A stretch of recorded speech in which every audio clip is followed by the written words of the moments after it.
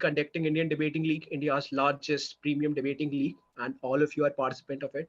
And we inviting world's best speakers from Harish Natarajan, Sharmila, Bran, Dhruv Bhatt, and today we have with us Jason. So Jason, need no introduction, but again, I give you a bit of brief. So Jason is the Canadian debating coach, and Canada was the world champion this year. They were against say Hong Kong team, the uh, Hari's team, and Jason was a coach. So congratulations, Jason, on your team. I guess it's a coach which actually sort of play a crucial role. And Jason is also the alum of Oxford University. And Jason is a great debater as well as a great coach, which you can obviously see with the results. And Jason is also a good entrepreneur, starting his new venture, Ethos Academy, and we will see how our student can be part of it. And with that, sort of, I give to Jason to give a bit of brief about his story. So all kids that are invited here, like will be happy to know how Jason started debating, how Jason is doing. Yeah, over to you, Jason. Awesome, thank you. So I'm going to start off with a bit of a funny story just to talk about how I began debating. Because the reason why I actually started debating was because when I was younger, my parents never let me have any fast food, no pizza, no McDonald's, nothing like that. And so debating tournaments were a great opportunity for me to be able to get access to that. I had the chance to have some pizza on Friday nights. So I thought, wow, this is an amazing opportunity. This is my opportunity to get my fast food. And plus, this debate thing isn't too bad. I don't really mind arguing with people. I'm a talkative guy. So that was actually the start of how I began debating. Now, this was probably when I was about 12 or 13. And at that time, I didn't really take debating very seriously, as you can probably tell by my attitude and the reason why I started debating. But throughout that whole time where I started debating, perhaps for the first year or two, I really enjoyed the activity. I found it a lot of fun. And so even though I was initially inspired by the fact that I would have the chance to get some pizza, after diving into the activity, I found it absolutely engaging. I found it fascinating that people could argue with one another respectfully and could come to reasonable conclusions and actually resolve the conflicts that they had. And it was an immense opportunity to investigate academic opportunities and an immense way to learn more about the world, because through my experiences debating over the years, I have now learned about a variety of different subjects. I've learned a lot about philosophy, economics, international relations, sociology, all of those kinds of topics for debating. And I absolutely love the fact that I get to use it because unlike in a classroom, this is applied. There are real problems that we're trying to solve and that we discuss. It's about taking these theoretical ideas that so many people think of and actually bringing it into a context in which it matters, in which it can actually do something. So that was always such an amazing, amazing thing about debating. Now, speaking about myself personally, once I got interested into debating and I got hooked, I just couldn't stop. I was watching debate videos all the time, going to as many tournaments as I could. In fact, when I was about 14 or 15, because I come from a pretty isolated part of Canada, university students in the city would drive me to university debating tournaments. So I would go to university debate tournaments with a couple of guys who were probably about 7 years older than me. We'd all drive down to another city, go for a 6-hour trip, and we'd go to these tournaments. And that was how I kind of built up my debating skills. That was probably the one thing that gave me a bit of a leg up compared to other people my age in both my region of Canada and in Canada as a whole. And so lots of people will tell you that when I started debating, I was not a great debater. I had good ideas, but I wasn't the best at presenting them or making them digestible and understandable. It was a little bit abstract at points. And so I just needed that additional experience and practicing more and more in order to get better, in order to even get a chance of being on Team Canada in high school. And I did eventually make Team Canada, which was pretty rare for someone who comes from my region of Canada. And my coach at the time was Vinu Goswami. I'm not sure if anyone's ever heard of Vinu, but he's a legend in Canada. He was a world finalist for university in 2016 and won the World Schools Debating Championships in 2010. And it was absolutely phenomenal to be able to be coached by him. Not just because he was a fantastic debater, but also because he was a great role model. He was someone who really encouraged me to keep on trying despite the difficulties. And he is someone who really believed in me and someone who didn't care about the fact that I didn't receive as much coaching beforehand, but was willing to try and tap into my potential and see where I could go. And I think that one experience, as long with all the other amazing mentorship experiences I had in debating, that was what kept me in the activity. That's why I still do it today. Because one thing that I've learned through all that experience is that debating isn't just a fantastic intellectual activity. It's also a fantastic way of meeting other people and of forming close relationships with students and mentors to be able to be both guided in life, but also guide others in life.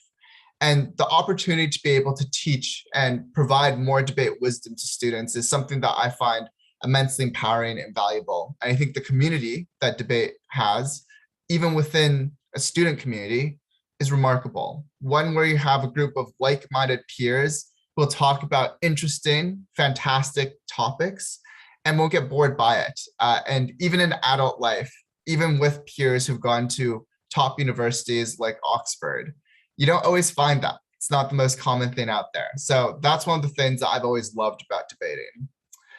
I've been a little bit long thus far, and I know that people probably want to ask questions in a second, so I'll just finally cover a little bit about my university debating career and just give you a little bit of insight there. So when I was at Oxford, I debated for Oxford and the Union. The Oxford Union is what it's called because it's the older institution that also covers things like speaker events from famous dignitaries or famous people in general.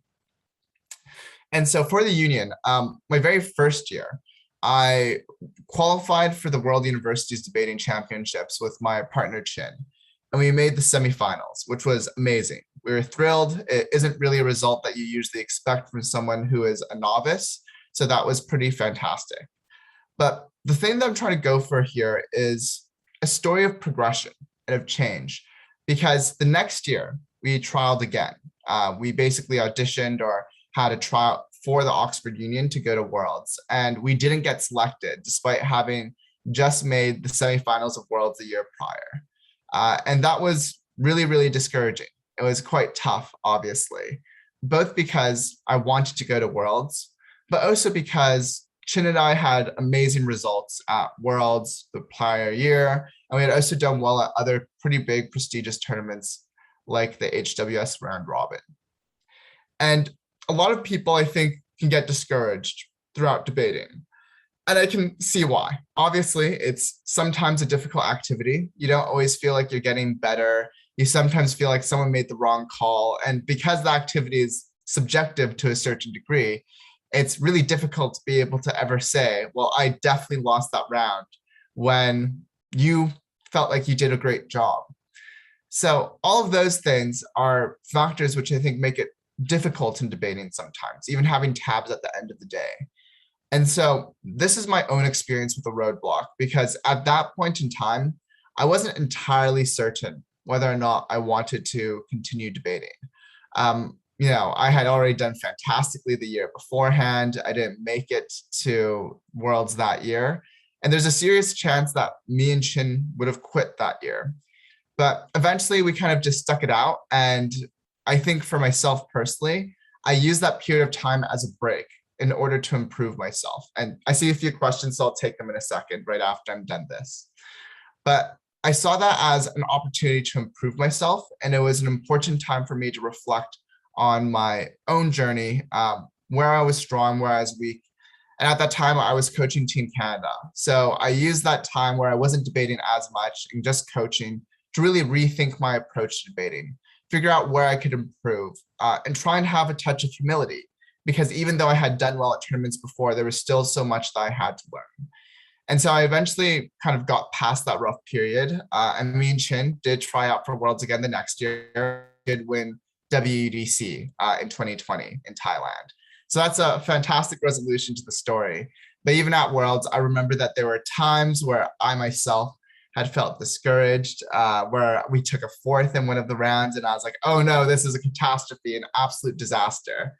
And it all ended up being okay. We ended up winning the tournament. So, I just wanted to convey that as a story of circumstances where we may initially lose setbacks, but everything ends up being okay regardless. Okay, great. Sorry, I saw you unmute. So if you have something to say, go ahead. Incredible story from 1 year setback to next year winning the World School Debating, one university debating championship. That's incredible. I guess I have a lot of questions, and obviously students have a lot of questions. So students, raise your hand. I will come to you. Before that, let me ask my questions. I'm a big fan of Jason, and I was watching his team debate. Jason, one, you tell me. So when you were debating, you were part of the Canadian debating team as yourself as a student, correct? And then you go to the Oxford. Was there a huge difference between school debating and the university debating, or it was kind of same? Because I see a lot of people from Oxford, especially Oxford Union, going to World University Debating Championship, whether it's Harish Natarajan, Brand Bong. What is that? Is it like an ecosystem out there, producing best debaters? Yeah, so this is interesting. I think the school circuit has become a lot stronger in general. So at the very top end, the top school speakers nowadays, I think, can pretty much debate with pretty strong university debaters and do quite well. And a few of my students who actually graduated went on to do quite well immediately afterwards. So I have two students. One's named Naomi Panovka, another one's named Matt Farrell. And I coached them on Team Canada, and they just made the WUDC semifinals this year, despite Naomi graduating in 2019 and Matt graduating last year. So I think at the very top levels, schools debaters can find it a little bit easier to transition over. And I think that's mostly because nowadays, the two formats are becoming more similar. Just in the sense that World Schools is becoming more analytical, there's a greater focus on having strong cases, and obviously style is a much bigger focus in World Schools, but a lot of those skills actually translate quite well into the university circuit at the very top levels. So I think that transition is easier nowadays. For myself personally, I actually found it somewhat tricky at the time, just because there are some elements of debating which hadn't really crossed over from the university circuit into the world school circuit and vice versa. So it took me some time to adjust, but I think nowadays it's a little bit easier. Okay. So kind of second question related to before jumping to student question, how you would have seen India's performance in the World School Debating Championship, because you are also a coach and sort of see how the countries are doing.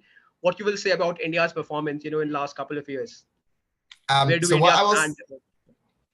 Oh yeah, absolutely. So I will say that the 2019 India team is one of the best World Schools teams out there ever. They go down in history along a line of other fantastic World Schools teams, but the performance that year was just dominant, dropped one ballot the whole tournament. And one of the things that was remarkable about that team was that they had this amazing balance between content and style. They knew how to effortlessly weave their content in using strong style, using both style and content to complement each other and improve one another. And they were able to effectively communicate to judges while having fantastic arguments at the same time. And you don't always see that in strong debaters. Sometimes you'll see some debaters who are stronger on rhetoric but weaker on content, or stronger in content and then weaker on rhetoric. And that team was just phenomenal at everything. Obviously, that was a particularly strong team, but I think in the past few years, India has acquitted itself very well at the World Schools Debating Championships, has consistently very good results, breaks reasonably high every single year. So I think it's a fantastic performance, and one where we've seen a lot of growth and improvement since, say, maybe around 2015, where now India is definitely a powerhouse. Okay. And to our students, we sort of work with ISDS Varshini. She's also sort of CA to us in this tournament, and we will be looking to our student representing India in the upcoming tournaments. And sorry, a lot of questions from. Sorry for students. I'm more curious than you. So you mentioned about the balance between style and the content. And I see so how do you play out, especially the students who are coming? Do you give them reading materials, or do you ask them to focus on the speaking styles? Because I heard about with Harish when we were doing a session that the within Harish, so Harish focus more on the content, and then we have the Singapore coach who's coming from the drama background, and she's playing more on the style, eloquence, where you fit in, in this content versus sort of style of debating, style of speaking. So for myself personally, in terms of my own perspective and style, I used to be a lot more of a university debater in the sense that I cared about just having great arguments, being able to say them pretty quickly, but still clearly, and just get a lot of stuff out there. And in recent years, maybe the last year, year and a half, I've had a much greater focus on style. Some of my students will tell you that I get really nitpicky, where I start criticizing small ways that they phrase an argument or like an individual sentence in an argument. And the reason why is because, at the core of it, debating is about how you say it, because whether or not you say something that's smart doesn't matter unless the judges and everyone in the room understands why it's so smart. And honestly, my university debate partner also partially inspired me, Chin, because he is one of the most stylistically persuasive speakers you'll ever seen. The videos online of him are absolutely mind-blowing. He's a great, great speaker. And he really taught me the importance of persuasion as well, whereas I think I kind of taught him the importance of good case building in some ways. But anyways, we kind of were synergistic, and that has made me believe that style is a lot more important because the manner in which you present it is the way in which someone interprets it. And so you need them to interpret it in the best way possible. So, if I was to say overall, I'm probably a little bit still more on the content side, just a tad bit. But I think style is really important. And I focus a lot more on the phrasing elements of style rather than just like, did you make eye contact? So it's some different things I value within style. Sure. Great. Now, not my questions. Let's go to the student. Ishan Goel, you want to go? You can speak. I have put it you sort of. Okay, Ishan sir. Goel, 8th grade. Yes, sir. Sir, there are some topics when if we take them overall, one side is dominating the other. But still we have to research on the topic. So how can we research on those topics? Yeah, absolutely. So I think one of the most important things with these kinds of motions is you usually need to take a creative approach to thinking about it. What do I mean by that? Well, there are some motions that kind of just seem as if they're slanted towards one side when you see it at first. But if you take some time to think about it and think about it carefully, there might be some arguments you didn't think of that are able to take down everything. So here's a good motion that I've seen this year, this past year, run at a tournament. So I think it was this house this house supports the rise of self-help culture or self-care culture, something like that. And so self-care just refers to the idea that you should take time off, that you should, go to a therapist if you need to, you go to the spa if you need to relax. It seems like a pretty good thing where it's like, don't work too hard, don't push yourself too hard. And the opposition approach in this round was just to talk about what self-care culture looks like. So they just said, look, this is just like a bunch of Instagram influencers who end up posting about these weird products that they really like. It's not really like these products are that helpful to people. Most of the time, this is a bit of a scam and it tells them to do this rather than get help, like get therapy. And so it was just a very creative approach where they thought about how they could try and win the debate, even though self-care culture seems so good. And usually it's about thinking at a different part of the round. So sometimes you might need to address the characterization, what it even looks like in the first place. Other times you might be wanting to contest the impacts, agree with the mechanisms, but say the impacts are a good thing. So let's say the motion is something like this house supports the creation of lethal autonomous weapons. And lethal autonomous weapons are just like robots that fight. So there's a common argument to this motion which says there's going to be more war now, because if you're just sending robots to the battlefield rather than people, usually voters are going to be more okay with sending those robots. And so sometimes teams will just accept, yeah, there's more war and that's a good thing because it means we can intervene in things like genocides or stop humanitarian crises. And so sometimes the strategy might be you accept the mechanisms, attack the impacts. I think a lot of it is about figuring out which part of the argument you can actually contest and then finding a creative way to win on that grounds. So that's my piece of advice. I know that's a little bit vague. I hope that's helpful though. Okay. To students who will put their cameras on and then raise hand, then I will ask them. I guess there's a good question from Sujala. Sujala Madhu, do you want to ask the question? Yes, so what does creativity, what role does it play in debating? Mm-hmm. Absolutely. So I think creativity is really important when you need to take a different approach to emotion. So I'm not sure if you kind of have heard the term stock motion before, but a stock motion is just a debate motion that has been run a lot. It's just like one of those common motions that everyone uses. And so even in these debates, we usually want to have a creative approach. Think about the debate from a new perspective. Think about the world from a new angle, or add some new facts, some new characterizations that might be useful. But it becomes especially helpful when you have a new motion before. And this is where creativity really matters, because it requires you to be able to think about all the different ways you could approach a debate, and then think about all the possible cases you could run and which one is the best out of that. And that inherently requires you to be able to think about the debate from multiple perspectives, come up with lots of different types of arguments, and figure out which approach you want to take. So I think creativity matters for expanding your range of options in terms of what you argue, and then it allows from that expanded range when necessary. Okay, that's great. Sneha Shukla, want to go? Please Right, put your sir. camera on. That would be great. Right. One sec. Hello. Hello. Yeah, hello.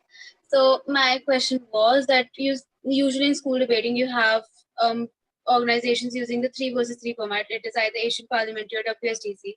When you go to university debating, you have British Parliamentary being used. Usually you have Asian Parliamentary, but it's usually British Parliamentary. So why is that so? Like, what's the problem with Asian Parliamentary at university debating, or is there a intellectual difference that just happens?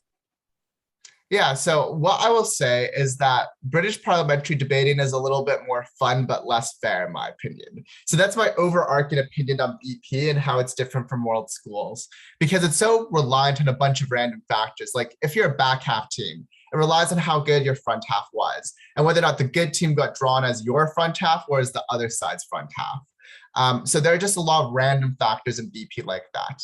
Now, I think the reason why people use BP a lot in the university circuit is for the fact that it is a little bit more fun because there's a lot of strategic depth and thinking about extensions or how you stop extensions from front half.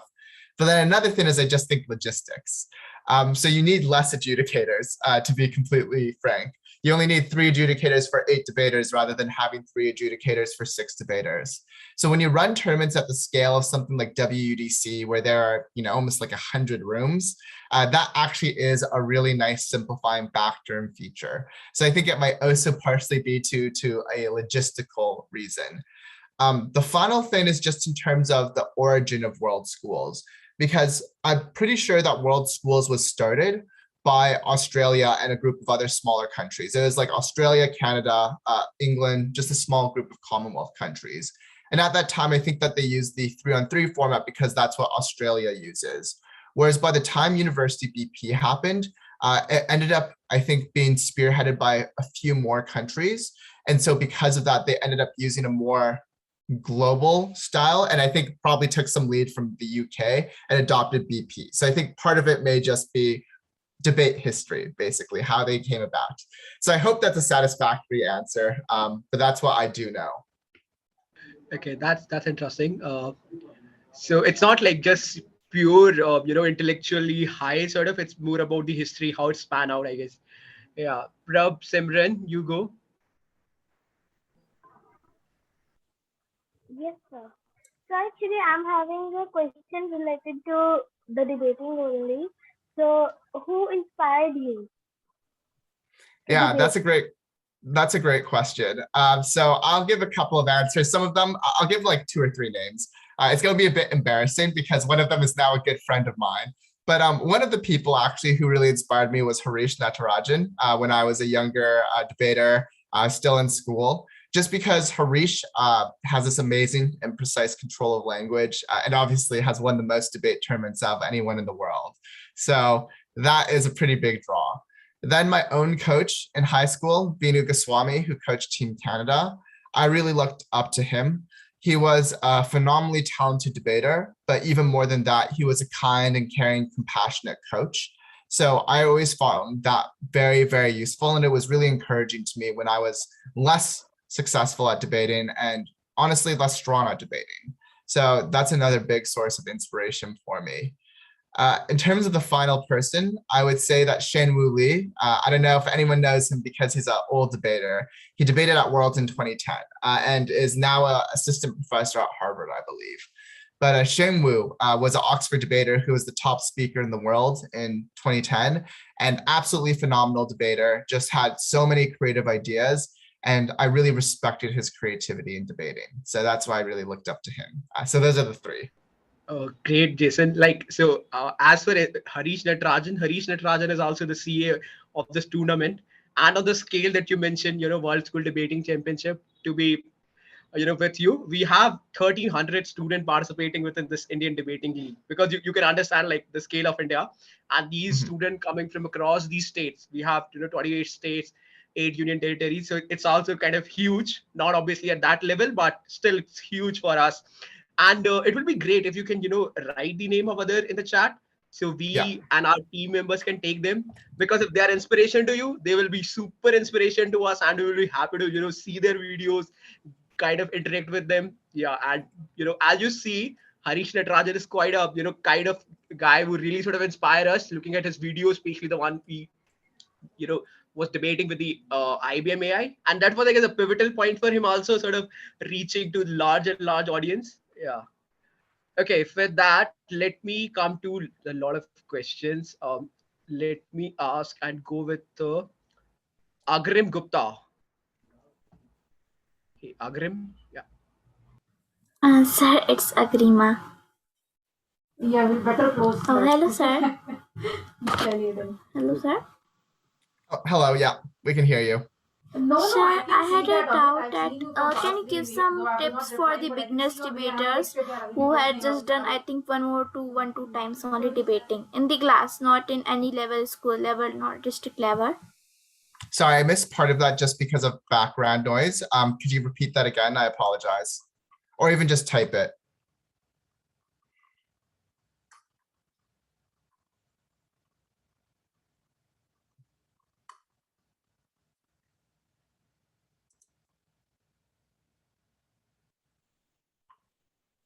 Okay. Meanwhile, she's typing. Let's go to the Ayan Srinivasan.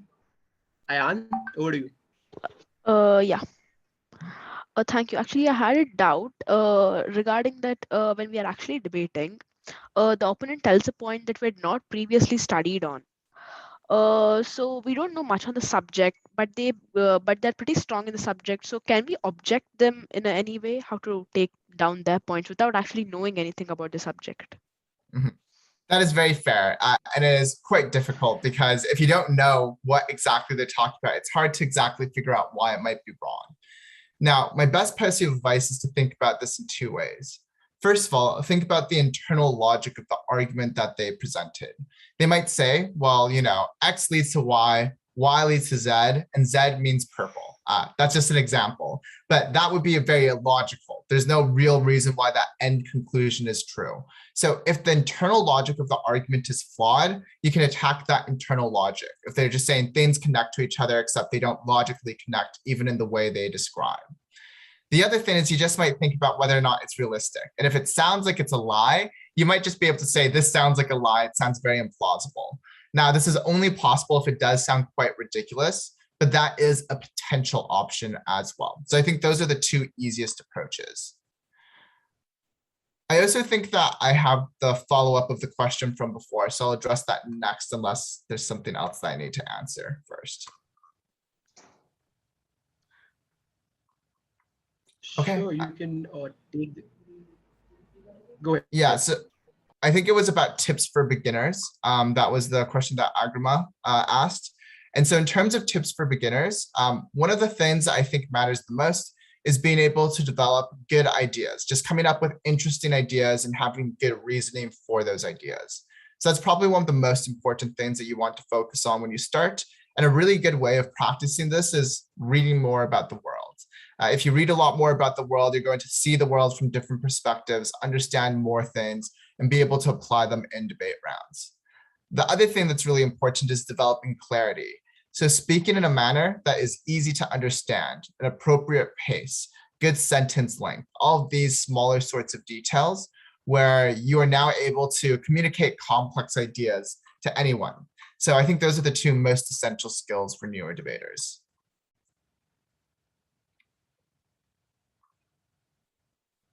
Krishna, you can go next.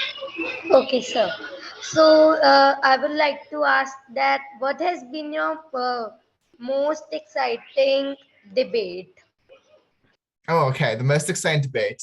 If it's the most exciting debate that I've been in, this is a little bit of a lame answer, but the World Finals, I found that thrilling. And it was really interesting because I think at that time, I felt pretty confident in the middle of the round because I thought we gave some pretty good speeches and had a good case. So there was this weird feeling where I was really nervous and at the same time felt really confident. I didn't really understand what was happening, but it was such a cool, unique feeling. It was so high stakes, and being able to debate on that huge stage was an honor. So that was probably the best debate that I've ever been in. The most exciting debate I've ever kind of been in through Team Canada debating would be the World Schools Finals, to be completely frank. So kind of just that big high pressure rounds for me. I really find that fun. Okay. Just related question to it, like, is there any motion that you really find it challenging and sort of when you sort of heard about it, you sort of for a few minutes it just lost? Has it ever happened to you? It's just for the normal people like us it happened? Oh yeah, it definitely does happen. And I think the place where it happens the most often for me is really complex and obscure international relations where it seems like kind of just a bad idea.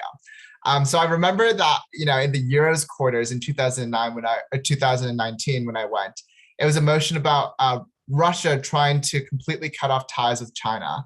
And we were prop. And I was just like, I know how to opt this. I'm not really sure how to prop this debate. So, I think in complex IR sometimes, especially when I think it seems silly from one perspective, I do end up getting a little bit lost. And that definitely does happen to me sometimes. Okay, Kual, TR. Yes, sir. Yes, sir. So when you're preparing for a debate, you have a lot of points to speak. Hey, we And can't see you. You are out of the frame. Can you come in the frame? Yes, can you yes, see? but you're still a bit of out of frame. Yes, yes. Now you're coming to the frame. Yeah, please go ahead. So when you're preparing for a debate, you have a lot of points to speak. And how do you make your debate speech small and perfect? Excellent. This is actually a great question. So the method that I usually use and I teach a lot of my students is to write down all of the ideas that you have in terms of the rebuttal that you want to give, additional reasons for why your argument is true, whatever that might be. Add all that analysis and then start cutting. Because usually what happens is I have a bunch of responses on the paper. I look at them and I think, I don't need these two responses. The first two responses I had were enough. I'll cut the last two. And that process of being able to cut effectively is what helps to make speeches fantastic, because no one's going to come up with a perfect speech the first time they think through the speech. They usually have to come up with all the responses, all their lines of analysis, and then cut from there, figure out how to phrase it in small locations, how exactly they illustrate it or paint a picture for the judges. And so I think that process of revision is really important, and that's how I usually get to really good speeches. The other thing is strong note taking, because if you plan out your speech perfectly, but you don't have good enough notes to track what you're going to talk about, it'll become difficult to follow your plan. So having good notes is also essential, and being able to turn your good preparation into an excellent speech as well. Okay. Anya 24. You go next. Yes. So my question is that in the Indian debating league, okay, what kind of topics can we expect? Okay, Like, Anya, I guess that question we will take it. Let's take question to the sir. With that, let me go to my question. So you mentioned about styles. Jason, can you sort of any brief or any sort of favorite motion, and we can have a very small kind of your speech on anything that you sort of like, that you sort of your sort of peculiar kind of style that our student can sort of listen to when if you are debating on any motion, and especially the one you mentioned about Russia. If you have to take it now, how you gonna start it? Like that will be great to hear actually. So you want me to just give an example? Yeah. So let's suppose if someone has to start from the far side, how you start the motion, a couple of minutes. That will be great to hear. Yeah, absolutely. The ties between the Kremlin and China are not beneficial or symbiotic. Rather, they are destructive and exploitative, where China now focuses its power as the new colonizer of the world. We aren't arguing that Chinese investment is absolutely terrible and we should avoid all of it. Rather, we think that there should be a gradual process of disentanglement where Russia and China gradually reduce the amount of financial reliance and trade that they have upon one another. But crucially, we want to ensure that the Russian and Chinese economies are not so greatly tied. When Chinese economic prospects decrease, Russia's economy also suffers. Then when the tech bubble collapses in China, Russia doesn't also suffer from the same devastating consequences of financial recession and depression. And this is an inevitable reality, given how China has harshly cracked down on private enterprise, the fastest growing industry within China's borders. The inevitable cause of the shadow banking crisis will happen when Chinese debt is too high and productivity is too low. And when that inevitably happens, we think Russia should be able to jump ship rather than tied down like an anchor. Maybe something like that. It's a fantastic. I guess it's like we do love it. Yeah. And Manraj, okay, we have only a couple of minutes. Manraj, you go. Yeah. Manraj Singh. It's an honor to talk to such a great coach / debater like you. So I had a question. I had a few questions. First of all, could you give us some like creative ideas apart from like the adjudicators that they really look forward other than matter, method, and manner? Like some creative ideas which impresses the adjudicators a lot. Yeah, so in terms of some additional things that can help with adjudicators, I mean, one thing is kind of in your question itself, which is even though judges aren't supposed to judge on it, when they hear interesting, cool arguments they've never heard before, they're naturally more biased towards those arguments because that is the kind of stuff that makes them excited. They've never seen it before. That's cool. Another thing, though, that really helps is if you can simplify the debate. And this is one thing that people don't think about. Sometimes you need to be able to judge the debate for the adjudicator and be able to explain how the debate has taken place and what issues are going to win or lose the debate. So this is what some people refer to as meta debate. It's basically stuff about the debate itself, how we adjudicate the material that's already in the debate. And so I think that's a really useful skill because even though it doesn't explicitly fall under matter, manner, and method, it's about explaining it. It's about the manner in which you communicate the strategic importance of certain things. So yes, in one area that, sorry, and that's related to method because you have to think strategically. In another area, it's related to style because it's about the way you phrase it. But the way that you bring those two things together and are really able to clearly establish why you win or lose the debate, that's an invaluable skill that judges always fall for. So I think that's another really crucial thing. And if you can effectively convince the judge that this is what they should vote on, you're going to be doing a lot better overall. Great. Kashvi, yeah, you go. Yes, thank you. So I have two questions. The first is, how do you structure your speech? Absolutely. So in terms of structuring my speech, it really depends on the kind of speech that I'm giving. But let's say I'm giving a first speech. Here, I'm going to usually just go through my model, stance, those sorts of things at the very top, anything that kind of sets up the debate and makes it clear what we're discussing.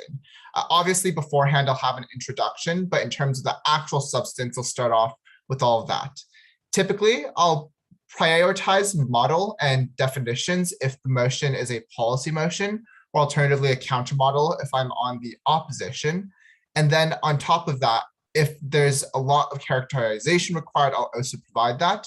Whereas emotions which are more about, just how the world looks, like this house regrets the glorification of self-help culture, for instance, then I'll spend more time on that characterization. Then I'll jump into my arguments. So usually I'll have 2 arguments, maybe 3 arguments in my first speech, and I divide my arguments based on what I'm trying to win with. So each individual argument is a new way or a different way to win the round, typically. And that's how I usually conceptualize it. So if I have 3 arguments, then there are 3 different ways that I'm trying to win the round strategically.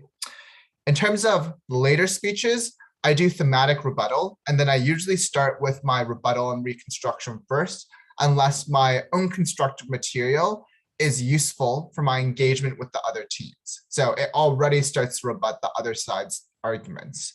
And the one thing that I will say there is that in terms of that, in world schools, you almost always want your constructive to come at the end. So this is more of a BP thing, whereas if you're in world schools, you always need to do your rebuttal and reconstruction at the top. So that's my general structure. Any questions about that?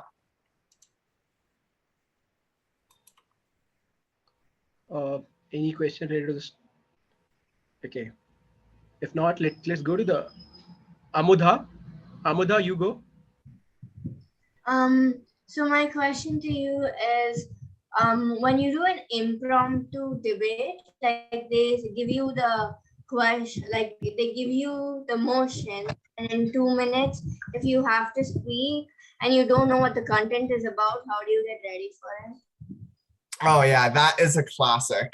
And it's something that every single debater has experienced. I think a lot of it comes down to just slowing down and thinking about the debate from basic principles. So the first thing that I do is I just break down the debate and I think about every single important term. So I think about the actor who's engaging in the action, if there's a policy. I'm thinking about what the change is. I'm also thinking about how you're achieving the change. So what is being done to achieve that change?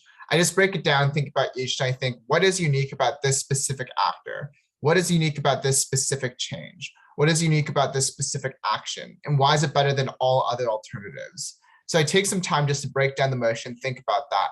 And then I construct all my arguments from basic facts about the world. So you might have basic premises like, I know this sounds trivial, but the sky is blue. Now, obviously that's not as helpful in debate round, but sometimes we have these kinds of basic assumptions. Like for instance, if we create a reward for something, people will do it more often. And I just think through all these basic assumptions, I try and string them together. And I think a little bit about the specific terms and the details of the motion that I brainstormed at the top. So that's usually how I approach it. And hopefully with those two things, I have some indication of what the case should be. Yeah, but it seems like a lot of practice going into, doing this much in a very small period of time. I guess that's required a lot of work on student side. A lot of spamming happening, they want to go, everyone want to go, but we have limited, but before that, let's go to Avinash Shashank. Avinash, yes, you are there. Yes, sir, I just wanted to ask, sir, can you just give us a few tricks and a few tricks for us and tips for debating, sir? Yeah, absolutely. So I'll give you a couple of things I think are really important. And these are some things that people don't often think about. So the first thing is having really clear taglines, not just for your arguments, but with your rebuttal as well. So ideally, the first sentence of each line of rebuttal or each response that you're giving also has a tagline where you summarize what the rebuttal is doing. And think about it in the same way that we have argument titles. Usually with the argument titles, we're just summarizing what the argument is going to prove. So doing that in rebuttal makes it easier for judges to digest. So here's an example. Let's say the motion is this house would ban zoos. And proposition makes the argument, zoos are bad for animal rights because it confines them in small cages and sometimes abuse happens. Now, opposition has a response here. Opposition's response is basically that zoos do a lot of good things. Let me give you two examples. One example might be, well, actually, I don't think it's true that zoos cause that much animal abuse because zoos do other things that are really good for animal welfare. For instance, zoos might take in endangered species and engage in conservation, so that's a good thing. Now that's fine, but the better response is just to flag what I'm trying to prove. It's untrue that zoos cause harm to animal rights because they perform valuable functions like animal conservation efforts. In the vast majority of zoos around the world, they have an ethical mandate and a mission to try and improve animal welfare. So you can see there, that very first sentence summarizes exactly what I'm going to prove, makes it super easy. And even if I misexplain it afterwards, the judge might still think, well, that first sentence was really clear. So I'll accept whatever they're trying to say there. Another nice trick that you might want to think about is using the other team's language when you're rebutting.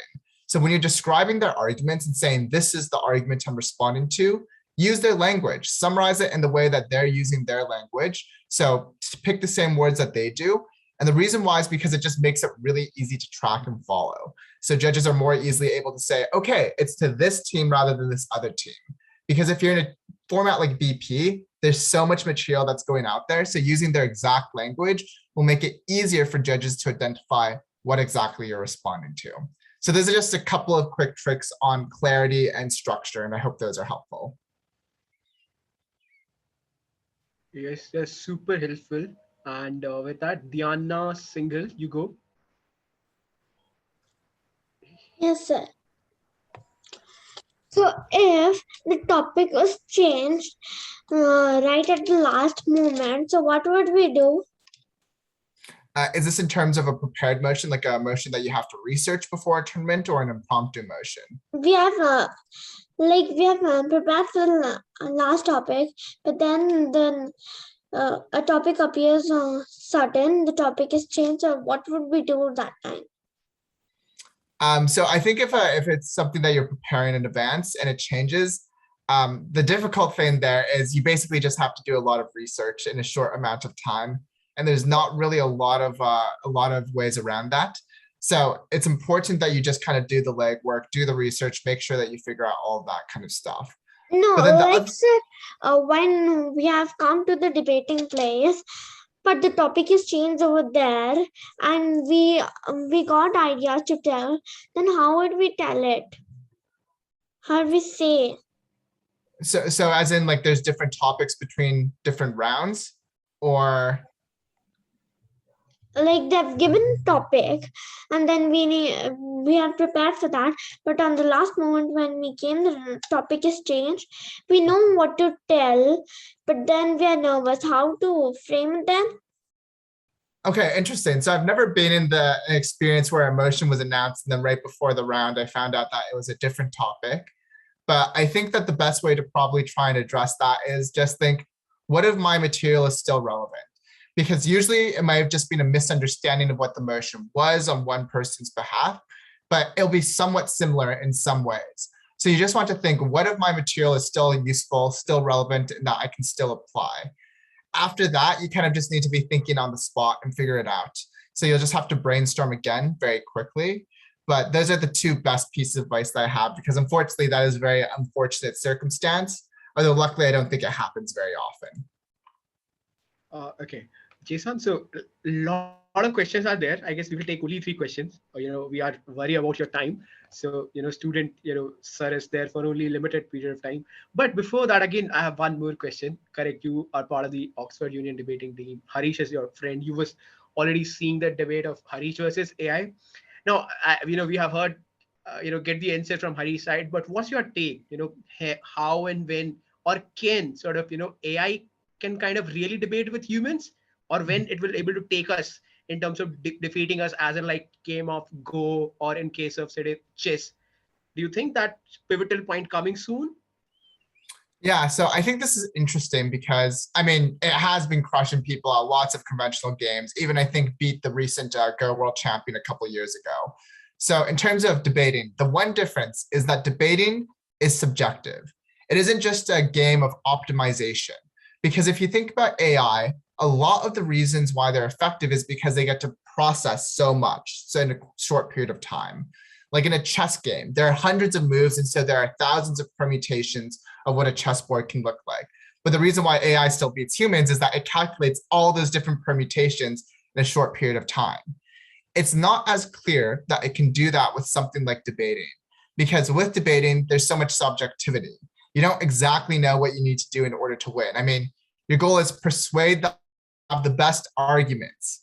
But those are pretty vague markers, and it kind of depends on what we think is persuasive, what humans believe is a persuasive argument, and how we even communicate it in the first place. So in my mind, AI still has some way to go to be able to beat the top debaters, because it has amazing fact recollection, but it isn't good at applying those facts to motions, nor is it as good at persuading judges once it does have those arguments. So I'd probably give it another 10, 15 years or so, depending on how quickly AI development goes. But I think not in 5 years for sure.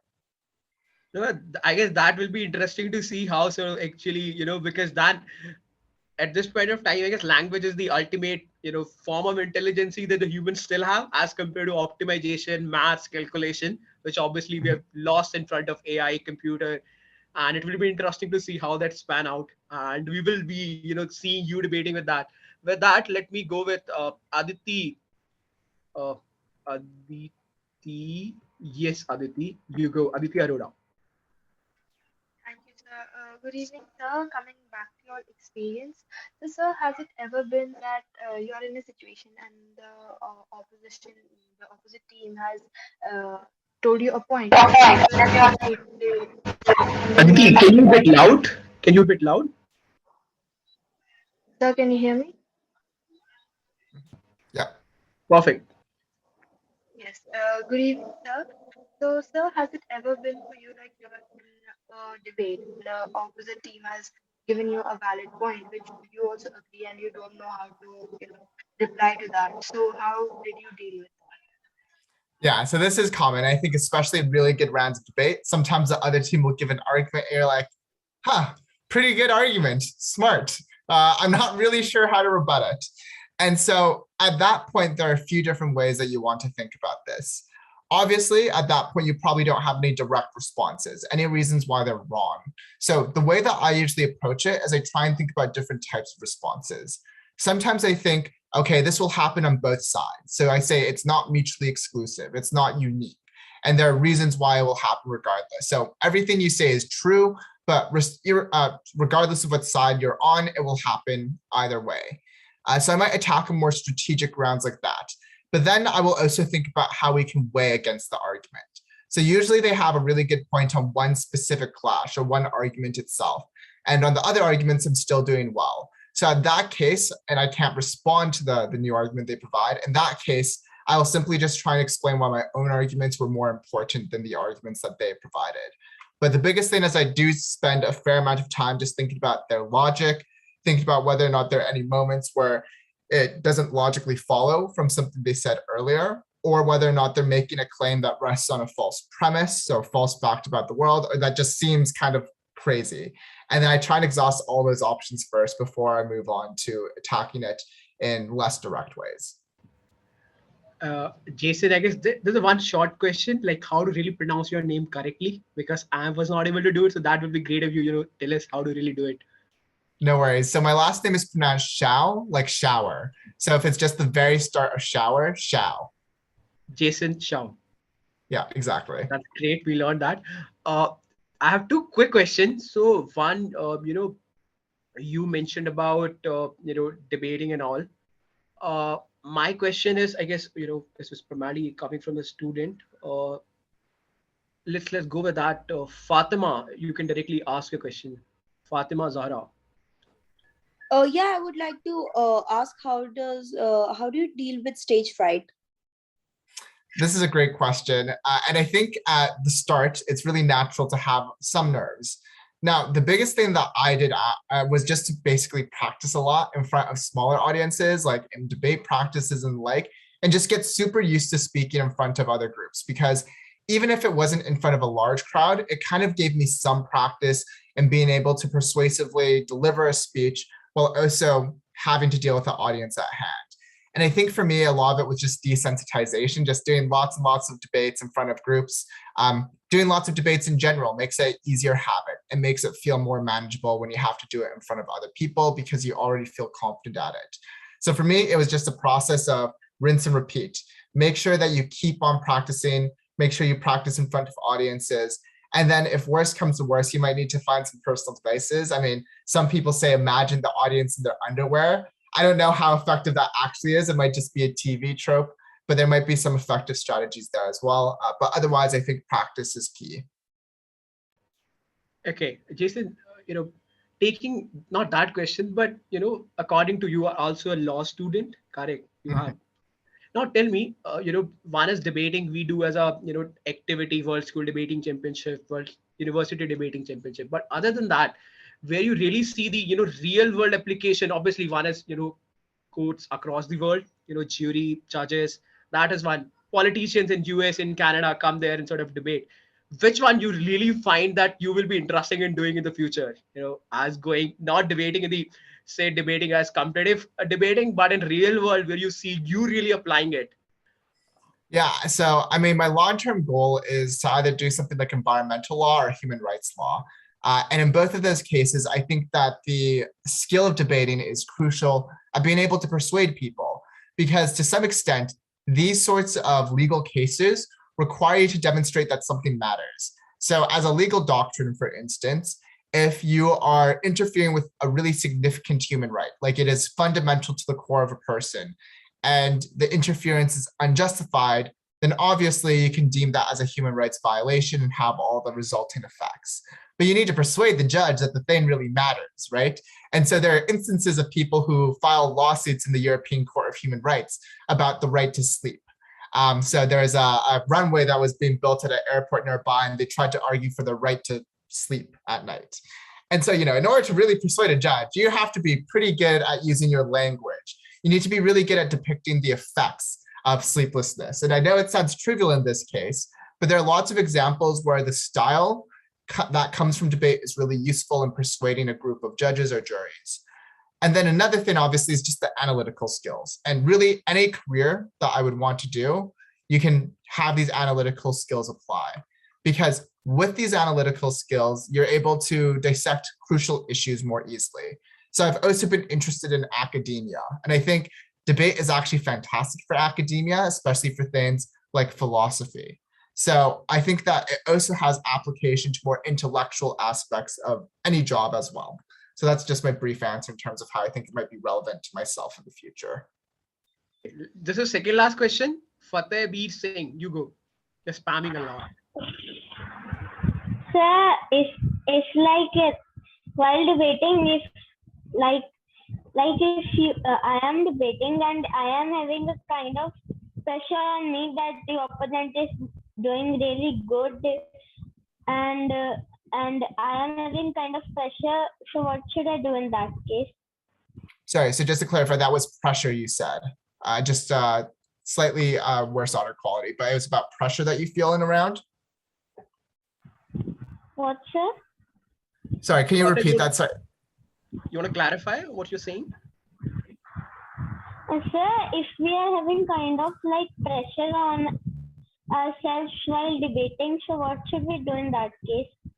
Okay, great. So that's a great question. How we deal with the pressure that we put on ourselves while debating. So I think the biggest thing to keep in mind is that as awesome as debating is, and as useful as it is for our intellectual development and all those other things, it is a game. And the reason why that matters is because I think a lot of people get a lot more nervous about debate because they make it seem like it's the most important thing in the world. And don't get me wrong, I love debate and I think it is really important, but a lot of the pressure that we place on ourselves comes from a heightened understanding of the stakes at hand. You might think that it's really important and serious, and when you do, that means that you put a lot more pressure on yourself. So try and take it less seriously, enjoy it for what it is, have fun during the round. I know those things can be difficult, but they are really useful. Another thing, though, to bear in mind in terms of reducing pressure on yourself is also just being able to count on your partners and having trust in them. That's another thing. And having a partner that you work well with and that you always trust to cover your weaknesses or mistakes. That is quite essential as well, and will also reduce the pressure that you feel. The final thing is just like if you have a great speech. So trying to prepare the best speech that you can in the prep room. And the better your speech, I think more often you feel as if the round's going to be easy. You don't feel like it's as stressful. And that's another thing to keep in mind as well. So those are the three big things I have to say there. Okay, that's great. It's a second last question. Look, we are running out of time and it's 9:30 and sir has to go. Gia, Anna, because you look at her hand, she's virtually as well as physically raising her hand. So Gia, now can you, I guess Gia is not, Gia, now it's your turn. Please go.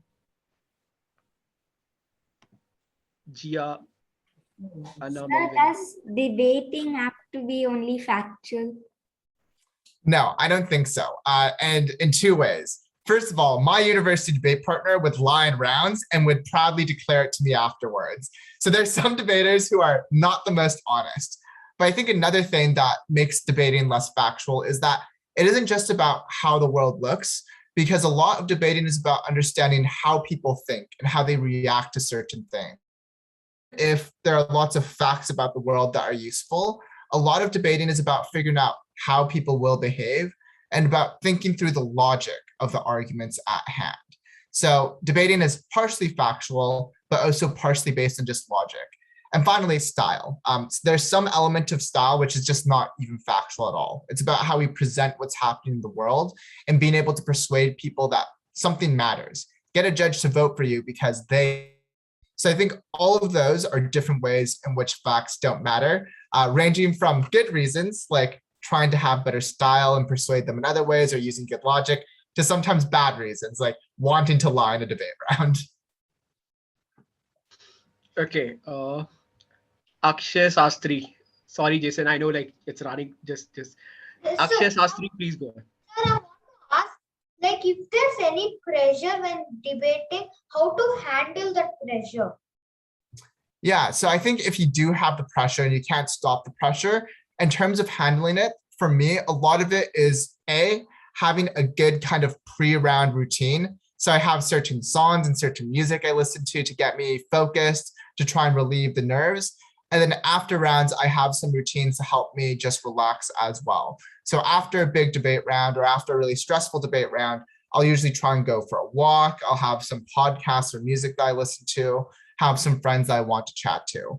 So if you can't get rid of the pressure, I think the easiest way is to just develop routines and different methods for you to relieve the pressure by having something that focuses you before the round or something that allows you to just unwind after the round. Okay. I will take one more question, but before that, like kind of sort of, put this kind of wrap it up. So Jason, have you been to India ever?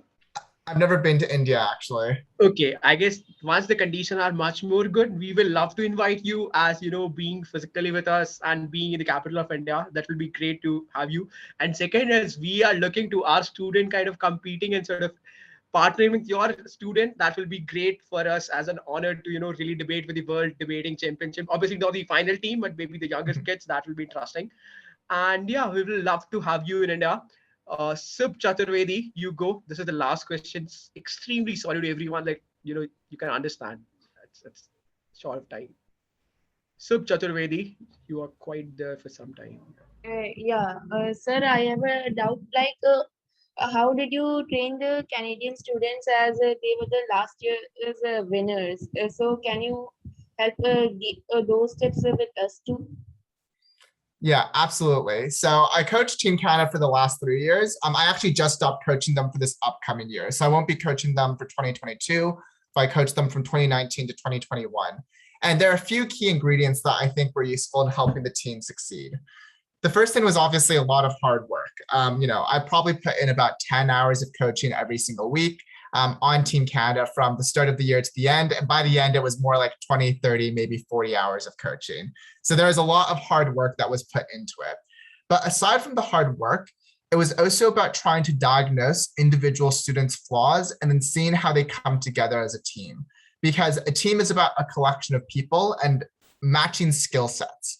So I tried to ensure that we focused on having students who could cover all the different bases with their own individual skill sets, so the team would have someone who could do what needed to be done, like characterization or illustration or whatever it might be. And I really specifically looked at the weaknesses of each student and tried to fix those weaknesses, as well as figuring out their strengths and how we could accentuate them. I also bore in mind that there are some skills that are more important than others. So for instance, I wanted to make sure that every single speaker was clear, because if judges can't understand the speaker, then it really doesn't matter how good their ideas were. The final big thing was about learning from the past, trying to figure out where the team was weak before and trying to adjust there. Now, my teams are usually good at content because I am a content debater myself. So a lot of rounds I give feedback about the cases I would have run, how they could have changed the content, stuff like that. But a lot of coaching was about understanding how they were weak in other areas and how I could teach those areas, even though I didn't naturally love those ways of debating. So those are the big things. I know that's a bit vague, but lots of work, focusing on your weaknesses, working together and balancing your skill sets, and ensuring that you are really just putting in the effort that is required. Those are the big things, I'd say. Yes, sir. And sir, last one thing that Can you give us some tips that we can improve ourselves and be a great debater like you? So one of the best tips that I've ever gotten is have a list of the things that you want to work on. And you might have this list over the course of 6 months or a year for a pretty substantial amount of time. And after every speech you give, you assess yourself on that list. How well did I do on these sets of skills? Do I give myself a 1 out of 1, a 0.5 out of 1, a 0.25 out of 1? And that just really made sure that I was always focusing on things that I needed to improve upon over time, rather than just isolated comments from single rounds. And it also meant I could track my progression and see how I was improving and what I was doing that helped me to improve. So that's probably the number one tip I have for self-improvement. Okay, I guess now we're not taking any question, but I guess that last question was quite good.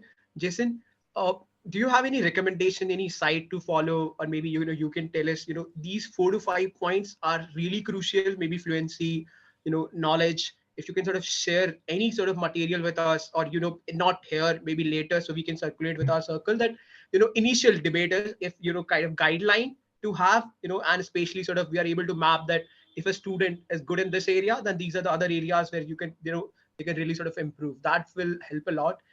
And thanks a lot, Jason, for coming today. I guess it's wonder to have you.